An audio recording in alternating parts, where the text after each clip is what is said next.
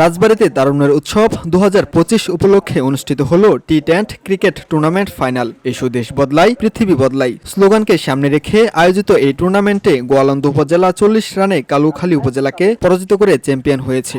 বৃহস্পতিবার বিকেলে শহীদ খুশি রেলওয়ে মাঠে জেলা প্রশাসনের আয়োজনে অনুষ্ঠিত ফাইনাল খেলায় টস হেরে ব্যাটিংয়ে নেমে গোয়ালন্দ উপজেলা 5 উইকেট হারিয়ে 10 ওভারে সংগ্রহ করে 132 রান। জবাবে কালুখালী উপজেলা নির্ধারিত 10 ওভারে 5 উইকেট হারিয়ে করতে পারে 93 রান।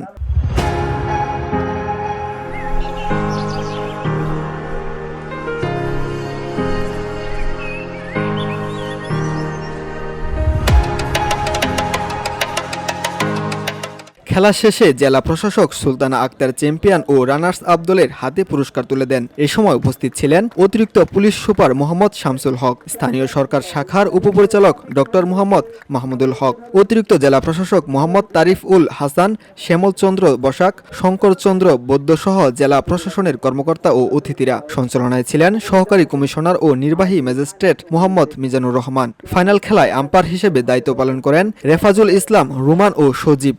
ধারা বিবরণীতে ছিলেন সাংবাদিক শেখ আলী আল মামুন।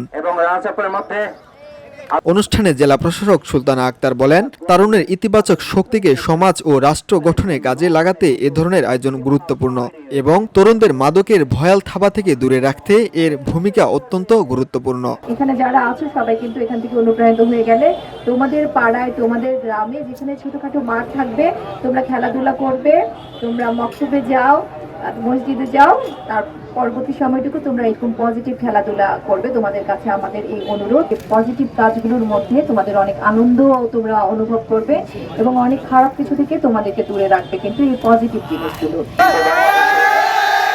ভিউডি Bangla news desk.